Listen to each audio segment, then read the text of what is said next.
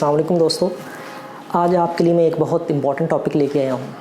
ठीक है, बहुत सारे टॉपिक मैंने लिस्ट किए, तो उसके बाद मैंने ये सोचा कि सारे टॉपिक इंपॉर्टेंट हैं, लेकिन जो टॉपिक हम आज डिस्कस करने जा रहे हैं मेरा ख़्याल है कि वो बहुत इंपॉर्टेंट है और प्राइम इम्पोर्टेंस अगर आप कह लें उसको दें, तो मैं इसको कहूँगा कि वो बहुत ही ज़्यादा इम्पॉर्टेंट है। और वो टॉपिक है ब्लड प्रेशर, दिल के अमराज। ठीक है, तो ब्लड प्रेशर और जो दिल के अमराज हैं, आपको पता है कि ये अब हर घर का मसला बनते जा रहे हैं। और जो world leading cause of death है वो सबसे पहले आपका आ रहा है कैंसर, और उसके बाद ब्लड प्रेशर या कार्डियक डिजीज़ जो हैं वो second most leading cause of death is world wide. ठीक है, तो उसमें ये है कि ये नहीं होता कि आज रात को आप सोए हैं और सो के 2-4 घंटे 6 घंटे के बाद आपको एकदम से कुछ हुआ है और ब्लड प्रेशर आपका एकदम से हाई हो गया, या आप रात को सोए हैं सुबह उठें तो आपका ब्लड प्रेशर हो गया है। ठीक है, तो ये ब्लड प्रेशर जो है ऐसे नहीं होता, इसमें बहुत सारे फैक्टर्स हैं जिसमें इन्वॉल्व हैं, तो वो day by day with the passage of time, ठीक है, इफ़ेक्ट करते हैं बंदे को। और एक दिन जब वो एक लेवल तक पहुंच जाते हैं तो उस वक्त फिर वो ब्लड प्रेशर सामने आता है, पता चलता है कि अब बंदे को ब्लड प्रेशर हो गया। लेकिन ये एक दिन नहीं, ये with the passage of time slowly develop होते हैं। तो उसमें कुछ फैक्टर ऐसे हैं, मोस्टली फैक्टर आप अगर मैं कहूँ कि ऐसे हैं कि जिनको आप मॉडिफाई करके और अपने आप को और अपने प्यारों को ये दिल की बीमारियों से और ब्लड प्रेशर से बचा सकते हैं। ठीक है, तो आज हम जो चीज़ें डिस्कस करेंगे वो दिल की बीमारियां और ब्लड प्रेशर की वजूहात जो हैं वो क्या क्या हैं, और उसके बाद फिर लेटर ऑन हम जो ये वजूहात हैं और ये असबाब हैं इनको कैसे कम करना है, ठीक है, या इससे कैसे बच के और किस किस चीज़ को हम क्या क्या करेंगे तो हम ब्लड प्रेशर का शिकार नहीं होंगे। ठीक है, तो उसमें कुछ चीज़ें हैं, उसमें 2 फैक्टर हैं। तो टॉपिक की तरफ आते हैं, 2 फैक्टर हैं उसमें एक फैक्टर है वो मॉडिफाइबल है और दूसरा फैक्टर जो है वो नॉन मॉडिफाइबल है। मॉडिफाइबल फैक्टर वो हैं जिनको तब्दील किया जा सकता है। ठीक है, अब मॉडिफाइबल फैक्टर में क्या क्या चीज़ें आती हैं, उसमें आप का जो डाइट है वो आ जाती है। ठीक है, जो हाई लिपिड डाइट लोग लेते हैं, कोलेस्ट्रॉल का लेवल है हाई जो हो जाता है बॉडी में। ठीक है, इसी तरीके से मोटापा है, इसी तरीके से शुगर है। ठीक है, इसी तरीके से अगर फॉर एग्जांपल BMI किसी का ज़्यादा है, मोटापे में आ जाता है वो भी। ठीक है, और इसी तरीके से अगर शुगर है, शुगर जो है, शुगर की 2 टाइप्स हैं आगे। एक टाइप वो है जिसमें लबलबा आपका जो है वो शुगर प्रोड्यूस कम करता है और बॉडी में उसका लेवल कम हो जाता है। ठीक है, और दूसरा वो है कि जिसमें बॉडी में आपके इंसुलिन वाफर मिकदार में होती है, लेकिन वो इनसेंसिटिव होती है, मतलब वो काम की नहीं होती। ठीक है, तो ये हम नेक्स्ट इंशाल्लाह ताला जो एक किस्म की वजूहात हैं इसको डिस्कस करेंगे। इसी तरीके से फिर और जो मॉडिफाइबल फैक्टर हैं वो सेडेंटरी लाइफस्टाइल है, यानी कि एक बंदा है वो उसमें एक्सरसाइज की कमी है।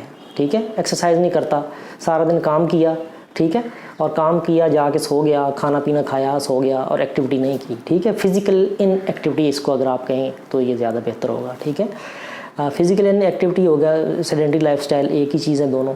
ठीक है, अच्छा, इसके अलावा जो है मैं आपको बता रहा था कि हाई ब्लड प्रेशर हो गया। ठीक है, अब ब्लड प्रेशर, अब ज़ाहिर है कि पहले ब्लड प्रेशर है, इसकी स्टेजेस होती हैं।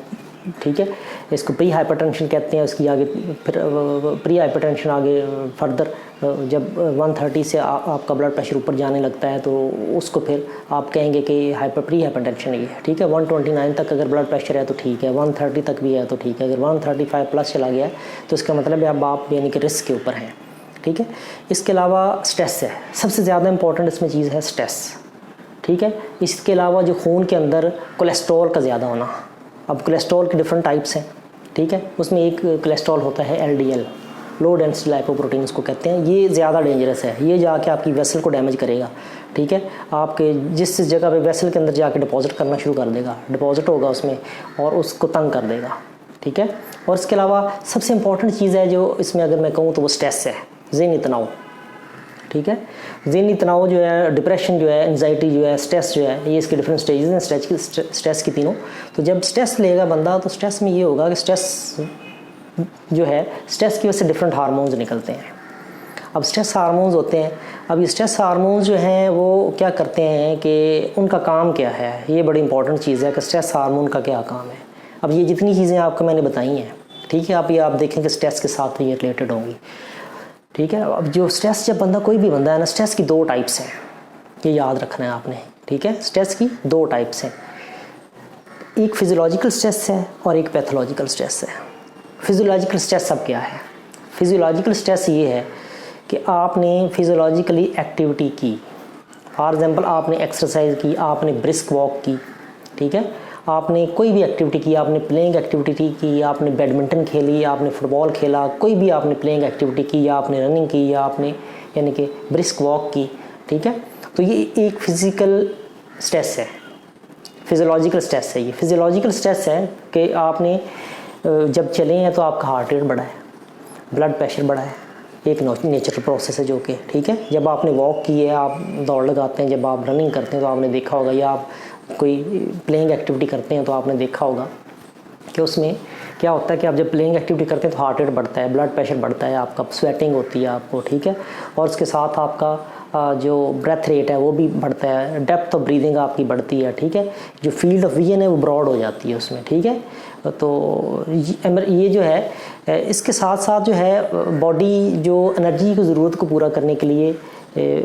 शुगर लेवल इंक्रीज़ होता है, ठीक है, ब्लड में sugar level during exercise increase होता है ताकि एनर्जी की जो नीड है उसको पूरा किया जा सके, ठीक है। इसी तरीके से जो आपके गट की मूवमेंट है वो सीज हो जाती है। ये इंपॉर्टेंट वैसे तो बहुत सारे इसके इफेक्ट हैं, लेकिन जो इंपॉर्टेंट चीज़ें हैं वो मैं आपको बता रहा हूँ, ठीक है। तो स्ट्रेस में क्या हो रहा है, जो फिजियोलॉजिकल स्ट्रेस है, कोई भी स्ट्रेस है, उसमें ये हो रहा है कि आपकी इधर से शुरू करते हैं कि फील्ड ऑफ विजन आपकी ब्रॉड होगी, यानी कि दूर तक नज़र आएगा, ठीक है, और अच्छा साफ क्लियर नज़र आएगा।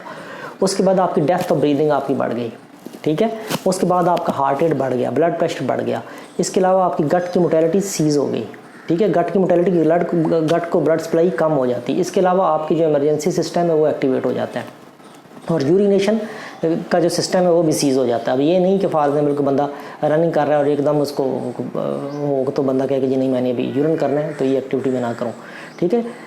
तो इसके अलावा जो है ब्लड प्रेशर जो ग्लूकोज का लेवल है, मैं आपको बता रहा था, वो भी एक नेचुरल प्रोसेस है कि बॉडी में इंक्रीज़ होता है, ठीक है।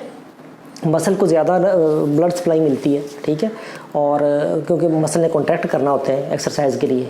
तो इसके अलावा जो ब्लड प्रेशर शुगर है, वो शुगर लेवल बॉडी में या ग्लूकोज का लेवल जो है वो आपके खून में इंक्रीज़ हो जाता है। जब ग्लूकोज का लेवल आपकी ब्लड में इंक्रीज़ होता है तो वो फिजियोलॉजिकली है ये, ठीक है। तो अब इसी को आप देख ली फिजियोलॉजिकली, और with the passage of time जब आप एक्सरसाइज करके रुकेंगे तो विद 2 to 4 मिनट वो वापस अपनी जगह पे आ जाता है, ठीक है। और इसके मुतबादिल क्या होता है कि जब आप एक्सरसाइज करते हैं तो बॉडी से एक एंडोर्फिन है, जो कि मॉर्फिन की एक टाइप है, एंडोर्फिन इनको कहते हैं, वो बॉडी से रिलीज़ होते हैं और आपके मसल को रिलैक्स करते हैं। तो आपने देखा होगा जब आप ज़्यादा किसी दिन एग्जॉस्ट हों, ज़्यादा काम आप करें तो एंडोर्फिन ज़्यादा रिलीज़ होते हैं, और उसमें आप क्या करते हैं कि आराम से जाते हैं, आपको नींद बड़ी भरपूर आती है, ठीक है। जिस तरह आप फॉर एग्जांपल हाइकिंग कर लें या आप रनिंग कर लें, या अगर जो बंदा रूटीन में काम नहीं करता वो करे तो उसको नींद बहुत अच्छी आएगी, ठीक है। लेकिन इसके बरक्स अगर एक बंदा बैठा हुआ है इसी तरह जिस तरह अभी मैं बैठा हुआ हूँ, कोई भी स्ट्रेस है, काम का स्ट्रेस है या कोई और स्ट्रेस है, बंदा स्ट्रेस लेना शुरू हो गया, स्ट्रेस हार्मोन रिलीज़ होना शुरू हो गया ब्रेन से, उन्होंने ये सारे फंक्शन किए, ठीक है, ब्लड प्रेशर हाई किया, हार्ट रेट हाई किया, डेप्थ ऑफ ब्रीदिंग ऐसा इंक्रीज़ नहीं हुई, ठीक है। इसके अलावा ब्लड जो शुगर लेवल है वो बॉडी का इंक्रीज़ होगा, जो आपके गट की मोटेलिटी वो सीज़ होगी, ठीक है, यूरिन का जो कंट्रोल है वो भी सीज़ हो जाएगा, गैर के ये एक इमरजेंसी प्रोसेस है। और स्ट्रेस का एक अल्लाह का निज़ाम है कि जब बॉडी स्ट्रेस में होती है, फ्लाइट यानी कि इमरजेंसी सिचुएशन में होती है, तो उस वक्त बाकी सिस्टम ये सारे सीज़ हो जाते हैं और ये सारा कुछ होता है। लेकिन इसमें अब एक सिर्फ डेफिशिएंसी है कि आपकी फ़िज़िकल एक्टिविटी नहीं है, तो इससे क्या होगा कि एंडोर्फिन रिलीज़ नहीं होंगे, और जब कंटिन्यू बंदा को स्ट्रेस लेगा तो उससे क्या होगा कि ये सारे फैक्टर आपकी बॉडी में बढ़ते रहेंगे और एक टाइम आएगा कि आपको शुगर भी हो जाएगी और ब्लड प्रेशर भी हो जाएगा, ठीक है। और जब शुगर हो जाएगी और ब्लड प्रेशर हो जाएगा तो उससे आपकी वेसल्स तंग होना शुरू हो जाएंगी, टाइट हो जाएंगी, कंटिन्यू यानी कि टाइट रहने की वजह से वो सख्त हो जाएंगी, तो हार्ट को ज़्यादा फोर्स लगानी पड़ेगी। जब हार्ट को ज़्यादा फोर्स लगानी पड़ेगी तो उसकी वजह से हार्ट अटैक हो सकता है, ठीक है। और इसी तरीके से जो जब आपकी शुगर कंटेंट आपकी जो है ब्लड स्ट्रीम में ज़्यादा रहना, खून में जो है वो ज़्यादा रहेंगे, तो उसकी वजह से खून को वो चिपचिपाहट अगर आप कहें कि कीचड़ की तरह कर देते हैं। इसी तरह जब कोलेस्ट्रॉल ज़्यादा रहेंगे तो खून को कीचड़ की तरह कर देते हैं और उसकी विस्कोसिटी को इफेक्ट करते हैं, तो उसको खून को के बहाव में रुकावट होगी, इससे खून सख्त हो जाएगा, ठीक है, और उसकी वजह से वो रगों में जमना शुरू हो जाएगा। ठीक है।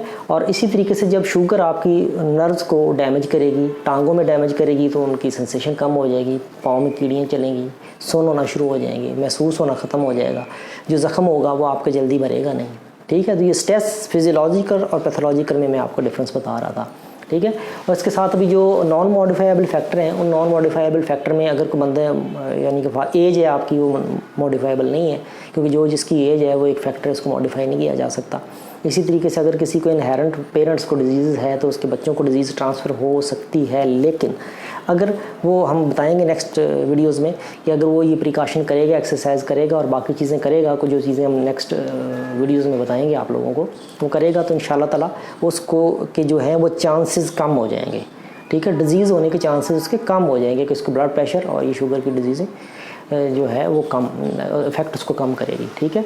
तो दोबारा से मैं एक दफ़ा रिपीट कर देता हूँ कि जो मॉडिफाइबल फैक्टर हैं उसमें आपका मोटापा है, उसमें आपका ब्लड प्रेशर है, उसमें आपका डाइट है, उसमें आपका लिविंग स्टाइल है, ठीक है। वर्जिश की कमी जो है, बंदा बैठा रहता सारा दिन काम में बैठा रहता है लेकिन वो एक्टिविटी नहीं करता, एक्सरसाइज नहीं करता, ठीक है। इसी तरीके से शुगर जो आपकी ब्लड प्रेशर हो गया, इसके अलावा शुगर हो गई, इसके अलावा शुगर को मॉडिफाई किया जा सकता है क्योंकि आप उसको मेडिसिन वगैरह के साथ और वॉक के साथ और एक्सरसाइज के साथ मॉडिफाई कर सकते हैं, ठीक है। इसके अलावा स्मोकिंग है, ठीक है, स्मोकिंग आप छोड़ सकते हैं। स्मोकिंग अगर छोड़ देंगे तो उससे काफ़ी सारी चीज़ें आपकी बेहतर हो जाएंगी, ठीक है। इसके अलावा जो है आपके ब्लड के अंदर कोलेस्ट्रॉल का ज़्यादा लेवल है, ठीक है, इसलिए अच्छी डाइट आप लें, साफ़ सुथरी खुराक खाएँ। और इसके अलावा जो आपको चीज़ें बताई हैं मैंने, तो ये चीज़ें हैं जो मेनली आपको बताई हैं मैंने, ठीक है। और इसके अलावा ज़हनी तनाव है, सबसे इम्पॉर्टेंट जो है वो डिप्रेशन या एंजाइटी जो स्ट्रेस है। जब स्ट्रेस होगा तो वो सारी चीज़ों को इकट्ठा करके ले आएगा, ठीक है।